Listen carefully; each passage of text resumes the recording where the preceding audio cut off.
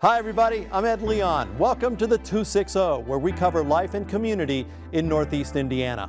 On this episode, a look into the master plan that guides local tourism, getting to know your food thanks to Local Food Week, and a curtain call for the retired Dean of the College of Visual and Performing Arts at Purdue Fort Wayne, John O'Connell. It's all right now on the 260.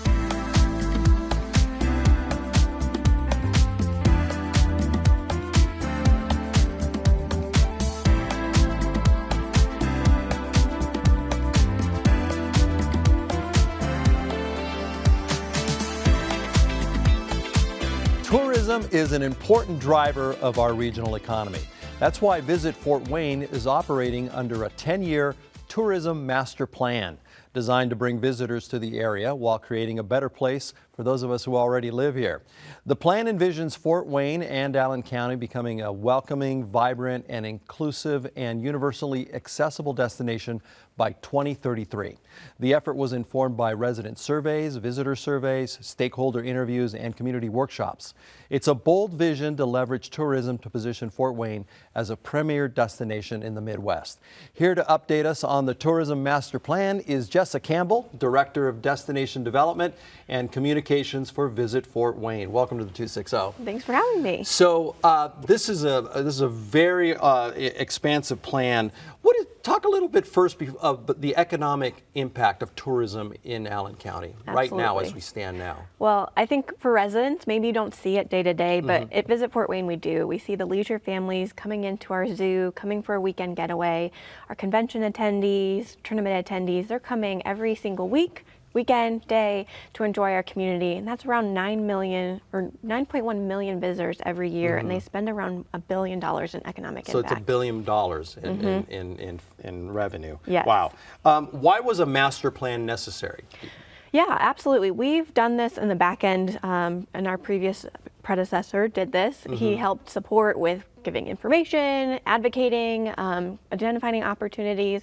And it was a great opportunity as this transition into our new CEO of past 4 years is having Jill Boggs kind of look at what is that future for Fort Wayne and having our community identify that as well. So we really wanted to have a front-facing effort with the Tourism Master Plan and took that year-long effort in 2023 to build it and launch it then in 24 to really identify where should we go, what should we do alongside our community. So we're in year 3? We are in year 3. And there are 6 focus areas, right? Let's talk about some of those focus areas and what they are. Absolutely. Accessibility is that number one. Sure. It is the foundation throughout the whole plan. Why is that so important? Well, we've seen it with Turnstone, adaptive sports, the events we hold in Fort Wayne, and those are really critical to our community and something through our conversations, the surveys, that people really wanted to see more of and celebrate. We have a great opportunity, market opportunity to carve out a path that Fort Wayne is known for accessibility. And so with all of that, we identified and was like, why don't we do it big and put it as part of every single recommendation through the plan and live as its own recommendation. Is that process already underway? It is. So we launched this April, the Accessible Destination Action Plan. That's that first step in progress with the recommendation. There's really identifying how do we weave this into our community as well as the other 18 recommendations. And progress is already happening. We see that with the Arts United Center, Fort Wayne International Airport. There's things going on already, but how can we help support it, bring it all together, and communicate that with visitors as well as throughout the whole community? All right, let's talk about downtown, another big thrust, right? It's a big impact for us. It's also one of our bigger drivers for our community and visitors. It is its own attraction. People want to come and enjoy an accessible downtown experience. It's beautiful, it's clean. We've got the riverfront there. And so that helps us, one, build a brand for our community outside of our region with people from Indianapolis, from Lexington, Louisville, even beyond, to help showcase really what we're all about here in our community. But it's also a great thing to do. People love to come and enjoy our riverfront, enjoy a Tin Caps baseball game. So how do we bring that all together and also grow it? Group businesses is another area. Yes. Explain what that is. Definitely. It really identifies kind of those core aspects with sports tournaments and our convention business. So Allen County War Memorial Coliseum and the Grand Wayne, how do we make sure those are great facilities into the future and really market ourselves well as a strategy for bringing in groups? And then really where we've seen progress is within the sports world. We've seen a Ruoff Mortgage Stadium come online. Yeah. We see the developments out in City of New Haven, City of Fort Wayne with the field houses. And we've also launched an Sports Commission at Visit Fort Wayne at our past Power of Tourism event. We've launched the Allen County Sports Commission, really just formalizing what we're already doing at Visit Fort Wayne. And every one of the facilities that you mentioned, they have their own leadership, Yep. their own planning. How do they coordinate that all with Visit Fort Wayne? Definitely not us leading it for sure, that we want to take the lead from them, and however they need support, we want to identify that. We often do that through our sales efforts, going out to sell Fort Wayne, but also find groups that would be a great fit to slot into the convention calendar at the Grand Wayne or at the Coliseum, and see kind of really what would be a great fit in being unique and trying to just fit in something that maybe wasn't on their radar, but we could bring in and that we know would be a great fit for our community. How much of your contribution is marketing? Oh, a big portion of our efforts is marketing. We have two teams or actually there's more than two teams. We have 4 teams in our office, but sales and marketing are those core features, and marketing helps both with sales efforts as well, and talking with clients, talking with people who want to bring an event here, as well as talking to those people who want to visit and enjoy a weekend getaway, or those convention and tournament attendees. So it's really just spread throughout our core focus. As you get visitors that come in and want, and then get to experience Fort Wayne, what do you, I don't know if you do exit interviews or what kind of feedback you get, but what are people saying about visiting Fort Wayne? We do a brand perception study. We do kind of try to get the surveys after they've visited or requested a visitor guide, and we're often hearing that they were surprised by their experience. Very quality experience. They love the quality attractions, the activities we have, and also affordability. They can come here and enjoy a great meal for the fraction of the cost in bigger cities, as well as it being a really safe and beautiful place to visit, easy to get around. We hear that often with downtown Fort Wayne. So who funds all of this, by the way? We are funded. Where's the money? Yes, Follow the money for me. exactly. We are funded through the hotel innkeeper's tax. So nothing for our residents, but when a visitor comes and stays in a hotel, there's a tax on that, and portion of that comes to Visit Fort Wayne. So we really are focused on trying to get the most impact from those visitors and having them stay longer.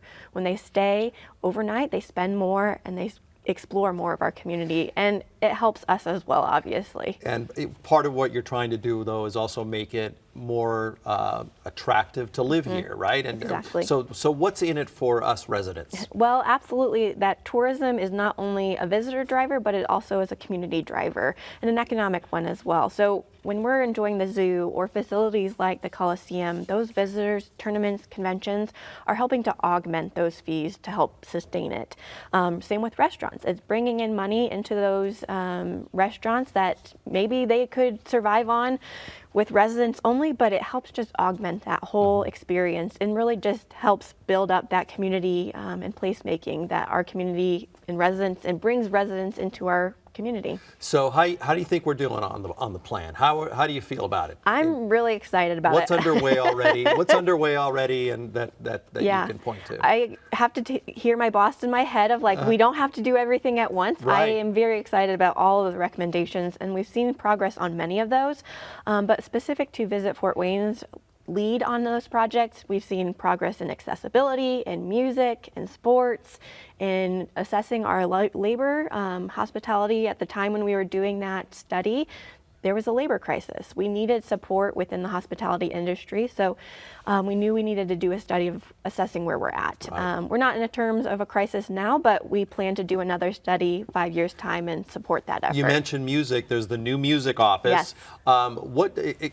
Talk about why music is so important to the tourism and to our identity as a city. Yeah, so identified in Greater Fort Wayne Inc.'s ACT plan, also in the Tourism Master Plan. So really we knew it was something our community wanted to see more of. It's been the most highly anticipated recommendation within both of our plans.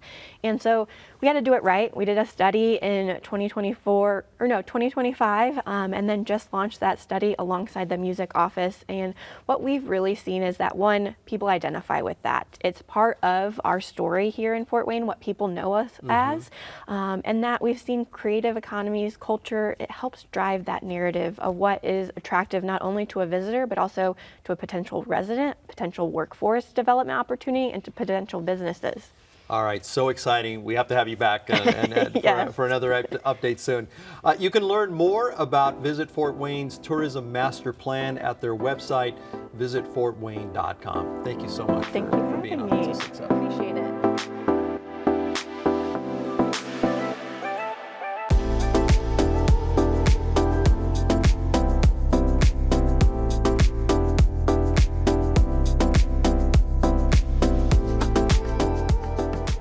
When you buy a tomato at the grocery store, do you know who grew it? Chances are that's a big fat no. But 10 days this summer, Northeast Indiana is opening the gates to dozens of farms, orchards, markets, restaurants, and artisan food producers so families can meet the people behind their food. It's called Local Food Week, and it's become one of the region's fastest growing celebrations of agriculture, community, and just plain old good eating. Joining us are Karen Peterson, Executive Director of Northeast Indiana Local Food Network, and Alexis Wagner, Board Member and Local Food Week Chair. Welcome to the 260.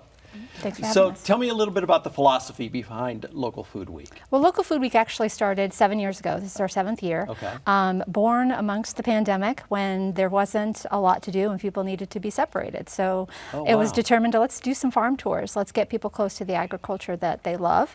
So that's where it all started, but it's grown substantially since then. So the idea of buying and consuming locally grown foods, that's a kind of a big idea that's been happening all across America. How does this did you align to that? Does this feed into that, or is that the philosophy that you guys adopted during the pandemic? Well, I think it all started with just really trying to get to know those that produce the food that we love. Why is that important? Well, I mean, I think, people will invest in those that they know. Anytime you go to a local food producer and meet them or see their farm, I think you're more inclined to buy from them, buy from your neighbors, which is something that we feel strongly is a big part of our economy, and agriculture is huge here. So we'd love to see that grow. This is, you may not know the answer to this, but does it cost more to eat locally? It depends. I mean, I think some things you might find you pay a premium for. I think some of the arguments against that, or some of the flip side of that, is that when you buy local, you're buying something that's most recently come from the ground. So you don't have those storage issues and things. Yep. Things last a lot longer. Yeah. So there's a lot less food waste when you buy local. Yeah, that's important. So what makes this, you talked about year 7, what makes this year special? I would say, so we have 117 events and we have 15 new hosts. And so while we have some returning hosts that we're very excited to have again, there are 15 new places that people can experience and just see what else they have to offer. Okay, you brought the companion guide, and this is, it's day by day. It tells you everything that's going on. What are some of the you got to hit some of these things? What are the can't miss events that you want to target or kind of shout out? Well, I mean, I would say that there's something literally for everyone. There is. So There is. if you want to sit at a restaurant and be served delicious local food amongst air conditioning, we have an event for you. If you want to grab the family and go out and experience a farm tour on a hayride, we have that for you. So there's opportunities for education and things like that. So really, we pride ourselves to have something for every person in the community. And as the chair, you've helped line up some of these events, right? Yes. And what are your conversations like with the local food producers or farmers? What are you telling them? What are you inviting them into?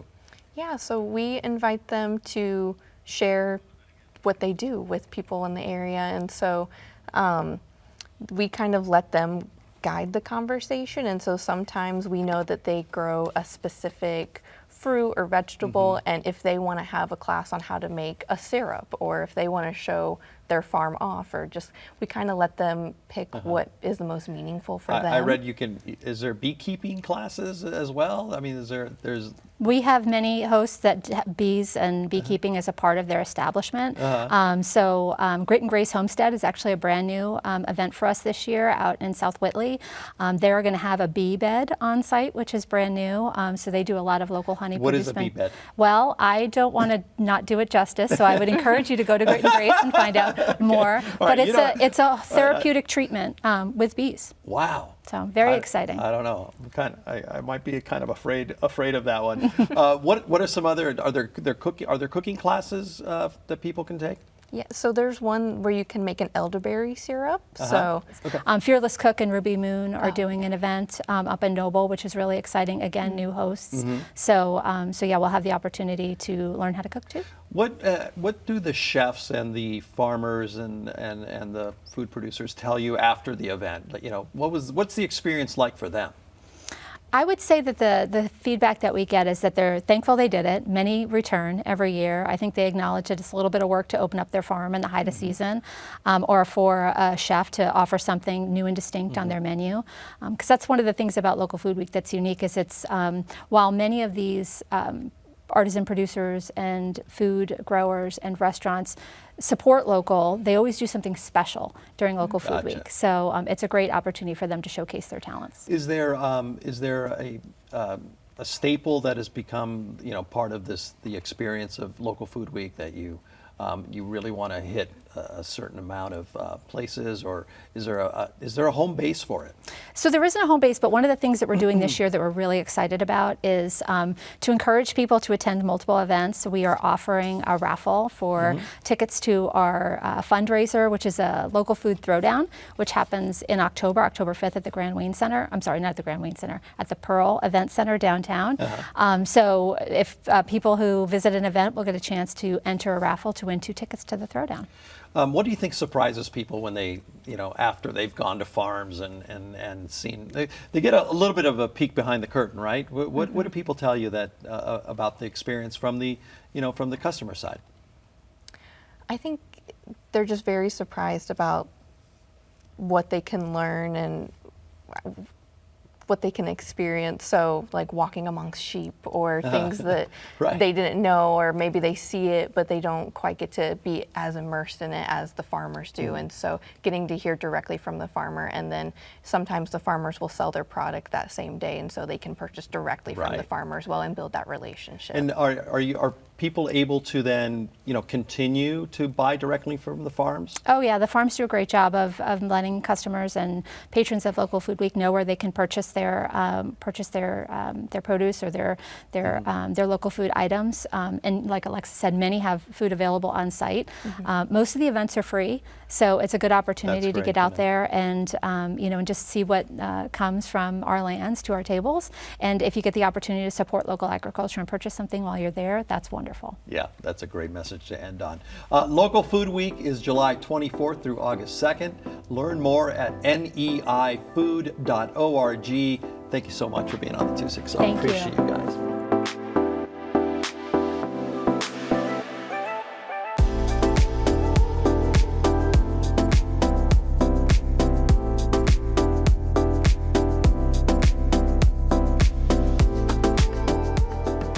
If you've attended a play, studied theater, worked in the arts, or participated in Fort Wayne's cultural scene over the last several decades, there's a good chance John O'Connell's influence has touched your life, somehow, whether you realized it or not. As Dean of the College of Visual and Performing Arts at Purdue-Fort Wayne University, he's had a hand in shaping Fort Wayne's theatrical and cultural identity, and he joins us today for a reflection on how Fort Wayne's arts community has evolved during his time and career here. John, welcome to the 260. Thank you, Ed. I'm glad to be here. Great to have you here.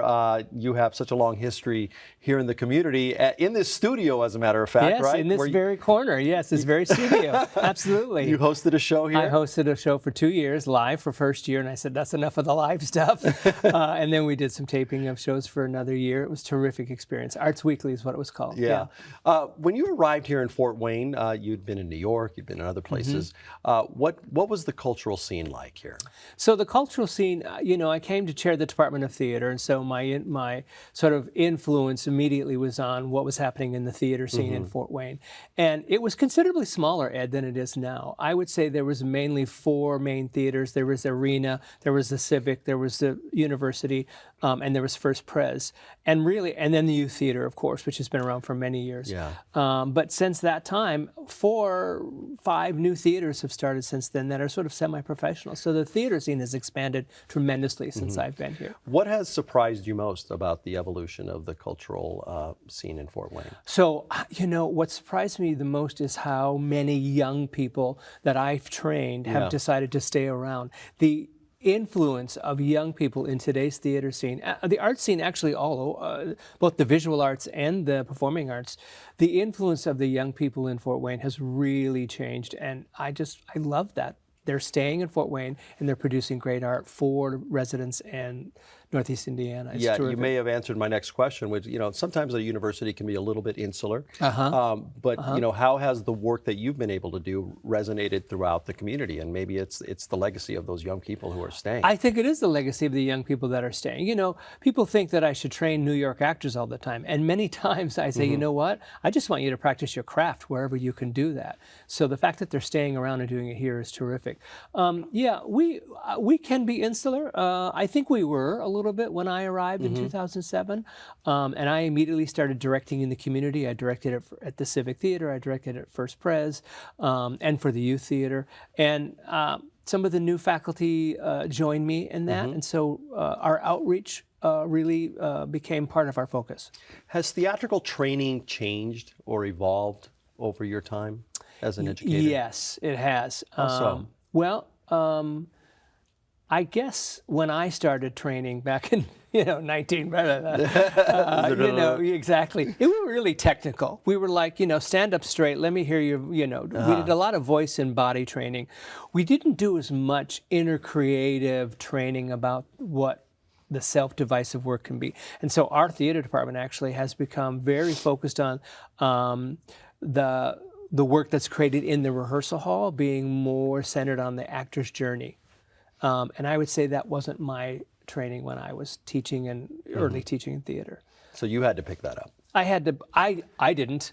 I let my colleagues do it. I'm still old school, Ed. I'm still stand up straight and let me understand what you're saying. So, and it's the devised work. It's called devised work. Excuse me. Yeah. So the devised work. Jeff Casaza, my colleague, does the majority of that. Yeah. I don't have that knowledge of how to sort of craft that in the rehearsal hall. So that's good for our students, right? Our students should be dealing with directors that come from several different points of view. Right. So it's really great that they do devised work with Jeff Casaza, but they do Shakespeare work with me. So when you're out and you're in the community directing a production, is that an extension of your educational mission? Oh, absolutely. Yeah, absolutely. I think it's just part of our outreach. Everyone who knows or works with me knows that my first focus is the College of Visual and Performing Arts, even when I work out. All right, take me down memory lane. What have been some of the highlights? What are the memorable things that really stand out to you? Well, you know what?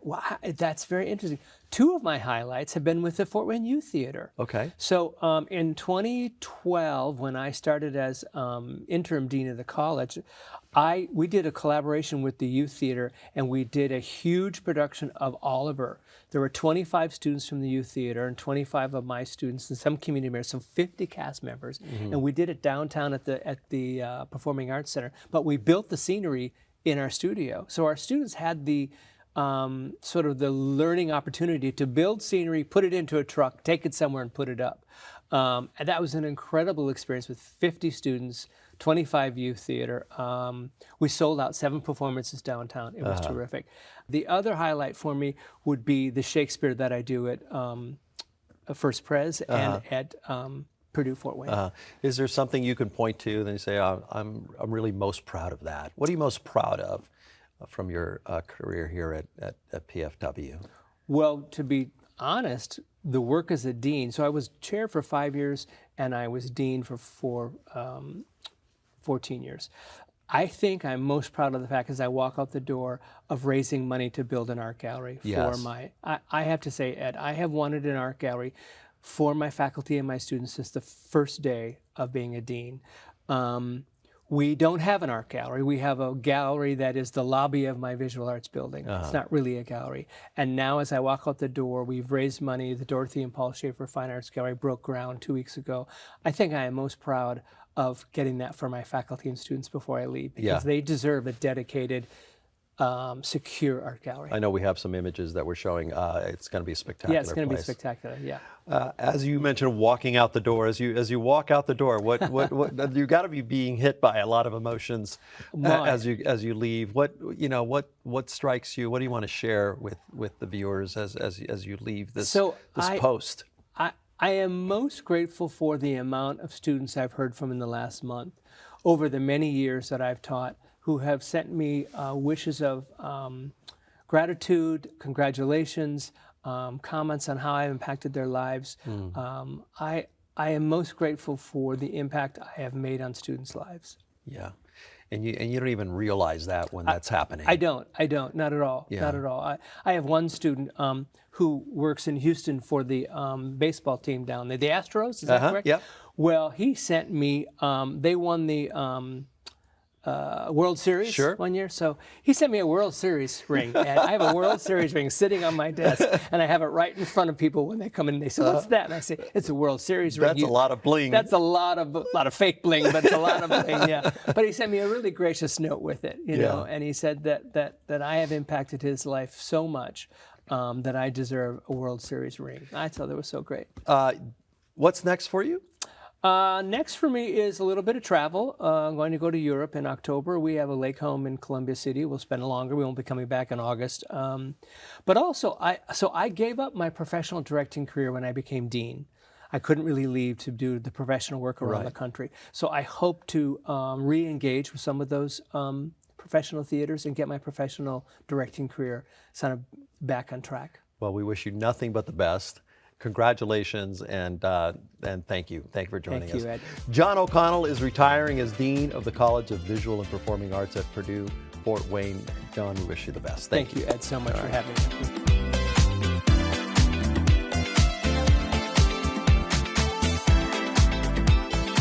All right, that's all the time we have for this episode. I'll see you next time on the 260.